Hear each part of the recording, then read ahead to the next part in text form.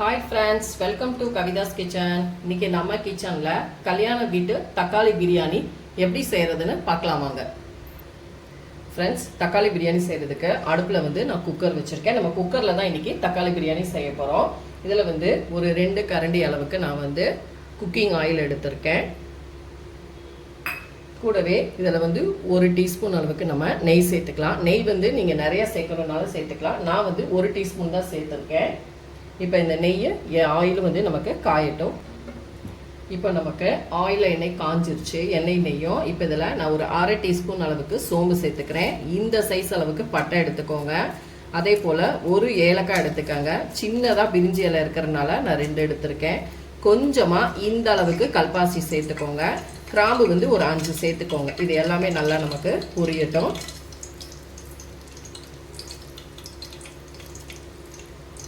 இப்போ பொரிஞ்சிருச்சு. இதில் 2 பெரிய வெங்காயத்தை இந்த மாதிரி நீல வாக்கில் கட் பண்ணதையும் சேர்த்து நல்லா வதக்கிக்கலாம்.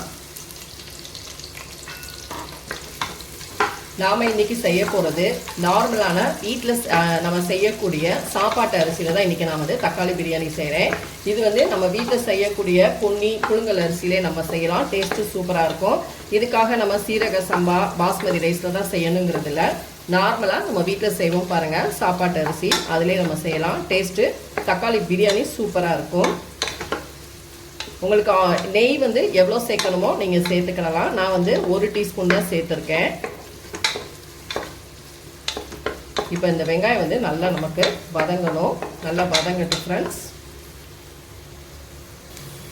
தக்காளி பிரியாணியில் ஒரு 2 பச்சை மிளகாய் நீல வாக்கில் கட் பண்ணதை சேர்த்துக்கலாம். உங்களுக்கு எவ்வளோ காரம் வேணுமோ நீங்கள் அந்த அளவுக்கு சேர்த்துக்கோங்க. நான் 2 தான் சேர்த்துருக்கேன்.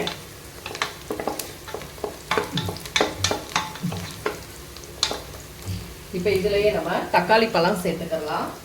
நான் 2 கிளாஸ் அளவு தான் அரிசி எடுத்திருந்தேன். 1 கிளாஸ்க்கு 3 தக்காளி பழம், அப்போ 2 கிளாஸ்க்கு 6 தக்காளி பழம் இந்த மாதிரி கட் பண்ணி வச்சுருக்கேன். இதை உள்ளே சேர்த்து நல்லா வதக்கிக்கலாம்.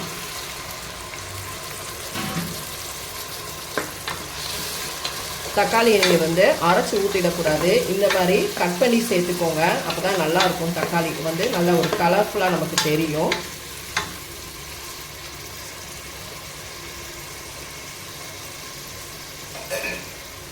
இப்போ இந்த தக்காளி நல்லா வதங்கிறதுக்கு நம்ம உப்பு சேர்த்துக்கலாம். இது நல்லா வதங்கட்டும்.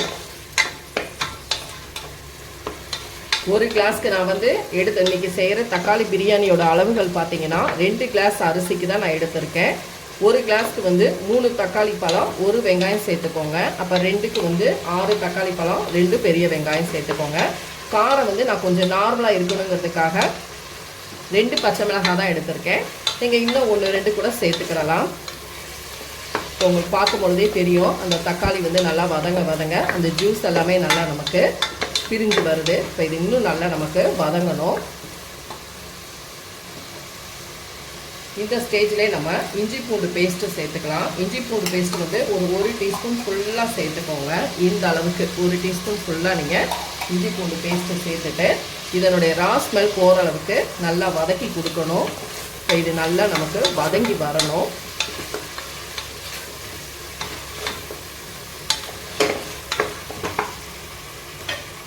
இதில் நான் இந்த 1 பிடி அளவுக்கு புதினா சேர்த்துருக்கேன். புதினா கொஞ்சமாக சேர்த்துக்கோங்க, ரொம்ப நம்ம சேர்க்க தேவையில்லை.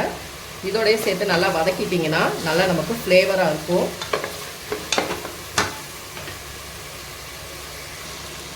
இதிலே நம்ம மல்லி இலையும் சேர்த்துக்கலாம்.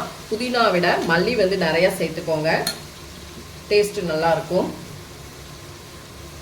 நான் புதினாவெல்லாம் கட் பண்ணி போடலை, அப்படியே நல்லா வாஷ் பண்ணிவிட்டு இலையாகவே சேர்த்துருக்கேன். அப்போ தான் நமக்கு அந்த இலையெல்லாம் நல்லா வதங்க நல்லா வாசனையாக நல்லாயிருக்கும்.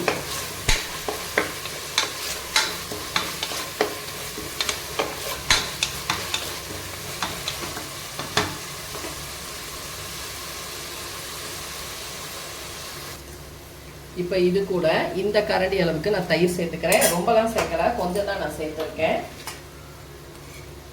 1 கரண்டி போதும். ஏன்னா தக்காளி பிரியாணிக்கு ரொம்ப நம்ம தயிர் சேர்க்க தேவையில்லை. ஆல்ரெடி தக்காளி நமக்கு நல்லா புளிப்பாக தான் இருக்கும்.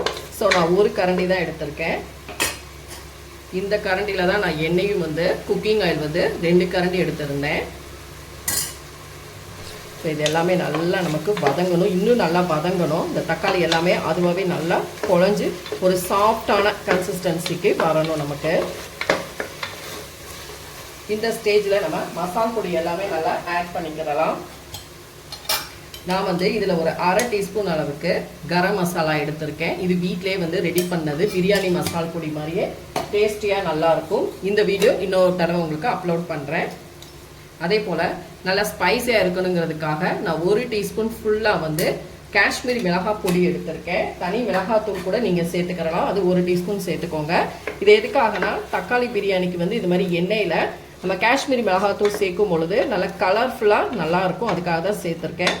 உங்களுக்கு ஒருவேளை நீங்கள் காஷ்மீரி மிளகாய் பொடி வேணான்னா நீங்கள் தனி மிளகாய் தூள் 1 டீஸ்பூன் எடுத்துக்கோங்க.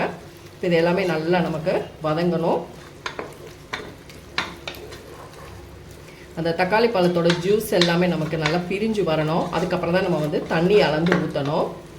1 கிளாஸ் அரிசிக்கு நான் வந்து 2.5 கிளாஸ் தண்ணி எடுத்திருக்கேன். ஒவ்வொருத்தர் வீட்டில் அரிசியை பொறுத்து நம்ம தண்ணி சேர்த்துக்கிறணும். ஸோ நான் வந்து 1 கிளாஸ்க்கு 2.5 கிளாஸ் தண்ணி எடுத்துக்கிறேன். அப்போ 5 கிளாஸ் தண்ணி நம்ம ரெடியாக எடுத்து வச்சுக்கலாம். இப்போ இது இன்னும் கொஞ்சம் நமக்கு நல்லா வதங்கி வரட்டும்.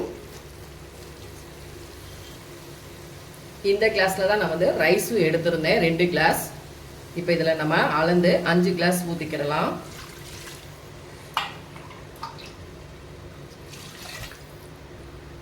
இப்போ நமக்கு தண்ணி கொதிச்சிருச்சு. இதில் நம்ம அரிசி ஊற வச்ச அரிசியை தண்ணி எல்லாத்தையும் நல்லா வடிச்சிட்டு சேர்த்துக்கோங்க. தண்ணி எதுவும் இருக்கக்கூடாது. இப்போ இதை நம்ம மூடி போட்டு ஒரு 2 விசில் விட்டு எடுத்துக்கலாம். அரிசி போட்டதும் நம்ம இந்த ஸ்டேஜில் உப்பு செக் பண்ணிவிட்டு உப்பு சேர்த்துக்கோங்க. ஃப்ரெண்ட்ஸ் 2 விசில் வந்துட்டு இப்போ குக்கர் மூடி நான் திறந்து எடுத்து பார்த்துட்டேன். அடியிலேருந்து நல்லா கிண்டி கொடுத்துக்கலாம். பாருங்கள் எவ்வளோ சூப்பராக வந்திருக்குன்னு, அருமையாக இருக்குது. கல்யாண வீட்டு தக்காளி பிரியாணி எவ்வளோ சூப்பராக நல்லா உதிரியாக நல்லா வந்திருக்கு பாருங்கள். அங்கங்கே நமக்கு அந்த தக்காளி வந்து தெரியணும், அதனால தான் நான் வந்து அரைச்சி ஊற்றாமல் டைரெக்டாக கட் பண்ணிவிட்டு சேர்த்துருக்கேன். சூப்பராக பிரியாணி நமக்கு தக்காளி பிரியாணி அருமையாக ரெடி ஆயிடுச்சு.